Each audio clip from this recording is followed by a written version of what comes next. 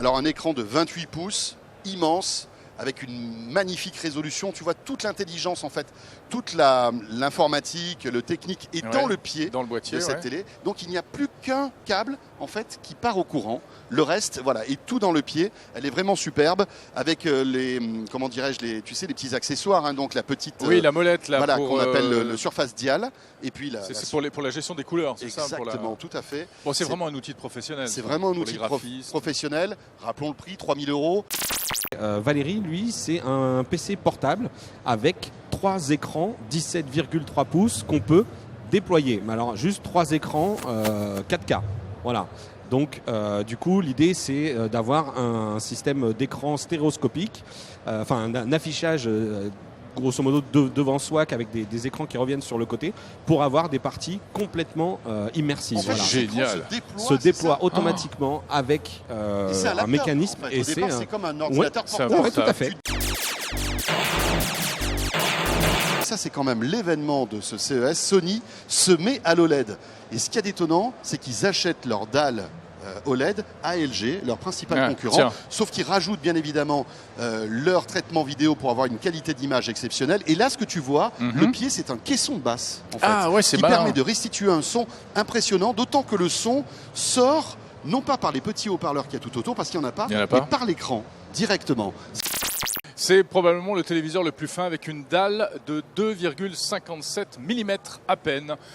Ça nous fait l'équivalent de 2 cartes bancaires posées l'une sur l'autre. Regardez, quand elle est de profil, on la voit presque plus, la télé. On la voit presque plus. Et alors là, en plus, bon, alors malgré tout, il triche un petit peu parce que la dalle fait 2,5, mais il faut rajouter le cadre, etc. Donc on double à peu près l'épaisseur.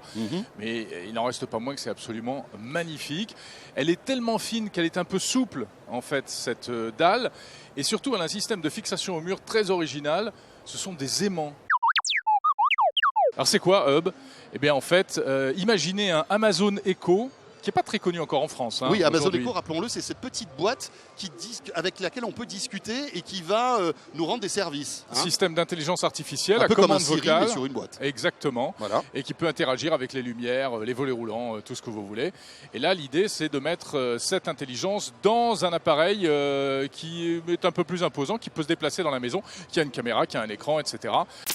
Regardez, Sony, le japonais Sony, est en train lui aussi de préparer un petit robot. Alors il est tout petit, hein, c'est une petite machine comme ça qui se pose sur la table, mais qui devrait remplir à peu près le même rôle. Donc c'est une interface vocale, visuelle, pour piloter les objets de la maison. Lance la télé, montre-moi mes photos de vacances sur le téléviseur.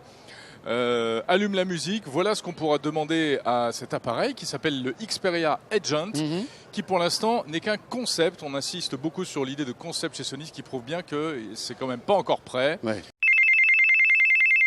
Et là, donc, ils ont annoncé ce Honor 6X qui, pour 250 €, Jérôme, est le premier smartphone qui propose non pas une caméra, mais deux caméras à l'arrière. Ouais. Voilà. En fait, ils font descendre en gamme cette technologie de double objectif qui permet d'avoir de plus belles photos, etc. Mais toujours pas de Leica, hein, puisqu'on aurait pu imaginer que comme Huawei a passé un accord avec Leica, on aurait eu du Leica sur ce Honor, qui est plutôt joli. Hein. On regarde, il est plutôt réussi ce téléphone. Très bon rapport qualité-prix.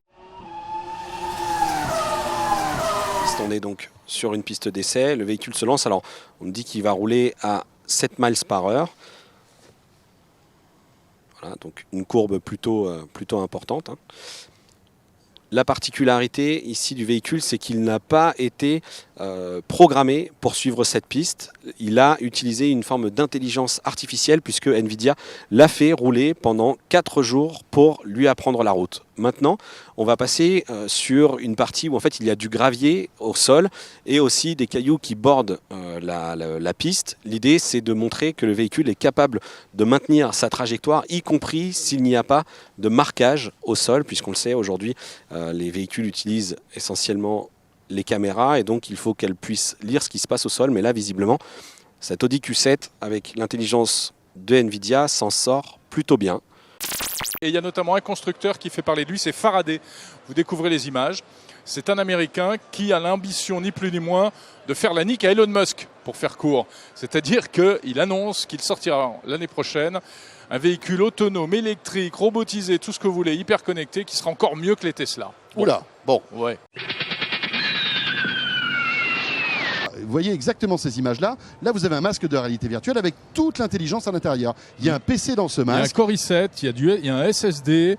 D'ailleurs, ça chauffe un peu, c'est amusant, même beaucoup. Mais bon, ça, c'est un proto, donc je ne dis pas le cerveau ce qu'il en prend. Hein. Non, mais ce qui est très intéressant, François, c'est que, alors, vous savez, Intel ne va pas commercialiser ce genre de produit, mais ils vont le pousser via des intermédiaires. Et ce système va être commercialisé avec un kit de développement en open source. Oui. Ça veut dire que si vous êtes fan de réalité virtuelle et si vous savez développer, vous allez pouvoir créer vos propres contenus. Imaginez des super Google Glass. Hein, Jérôme, c'est comme ça qu'on peut les présenter. Hein. Oui, c'est un peu ça, voilà. Qui projette une image à l'intérieur. Alors au lieu qu'elle soit dans un seul coin en haut à droite, là elles sont vraiment, elles occupent tout le champ de vision mais vers le bas.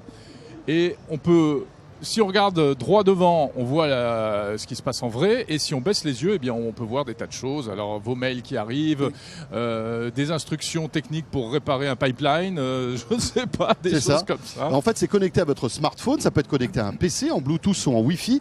Et donc vous allez vous retrouver avec l'interface de votre appareil. Par exemple, si vous êtes en déplacement, on peut imaginer que l'interface de votre smartphone soit dans ses lunettes et vous pourriez même regarder un film, jouer, etc. L'idée, c'est que ce parasol est connecté à votre smartphone. Et Jérôme, tu sais quoi, il y a un truc qui est très agaçant.